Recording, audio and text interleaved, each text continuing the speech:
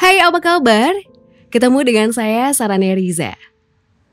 Banyak orang yang mengira kalau orang yang dalam kesehariannya itu cerewet, suka ngomong, seru, rame, hebring gitu ya, hobinya ngelawak, pasti mereka adalah sosok-sosok ekstrovert yang jago public speaking.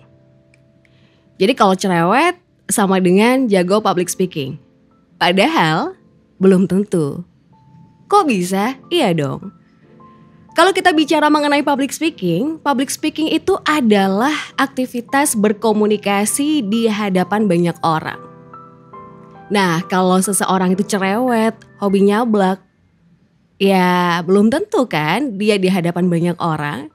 Bisa aja hanya komunikasi interpersonal dalam situasi yang kasual. Ngomongin soal public speaking, ternyata nggak cuma sekedar berbicara aja. Nggak cuma sekedar tampil di hadapan banyak orang. Tapi yang namanya public speaking itu adalah aktivitas komunikasi yang memiliki tujuan tertentu.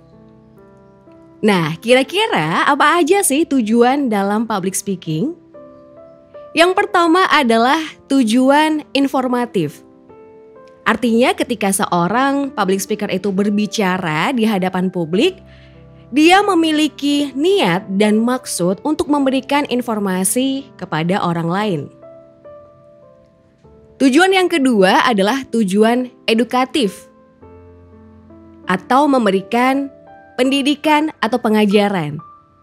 Jadi ada transfer knowledge sehingga komunikan itu mendapatkan sebuah pemahaman baru dan dia jadi mengerti apa yang disampaikan oleh komunikator. Misalnya aktivitas mengajar guru kepada muridnya, dosen kepada mahasiswa, trainer kepada peserta, dan lain sebagainya. Tujuan yang ketiga adalah tujuan persuasif atau mempengaruhi. Jadi public speaker atau komunikator meniatkan untuk mampu mengubah perilaku dari komunikan agar mengikuti atau sesuai dengan apa yang dia inginkan. Ambil contohnya adalah ketika calon kepala daerah lagi kampanye. Nah, dia akan menyampaikan pesan-pesan persuasif supaya calon pemilihnya ya memilih dia pada saat pemilu nanti. Atau misalnya seorang sales, dia lagi product launching di sebuah mall gitu ya. Kemudian dia menyampaikan informasi persuasif supaya para pengunjung mal itu tertarik untuk membeli produknya. Tujuan ketiga, persuasif. Ada juga tujuan leadership.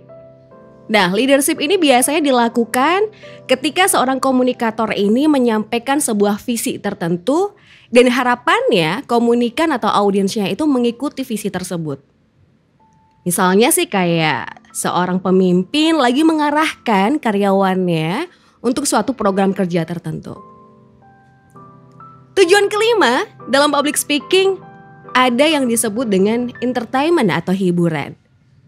Kamu pernah nonton stand up comedy?